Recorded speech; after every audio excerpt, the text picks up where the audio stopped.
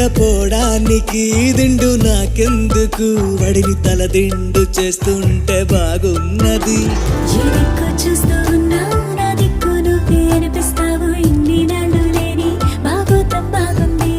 ఈ చల్లగాలి ఉన్నా నీ బయట గాలి తగలాగుంటే ఎంత ఉక్కపోతా ఈ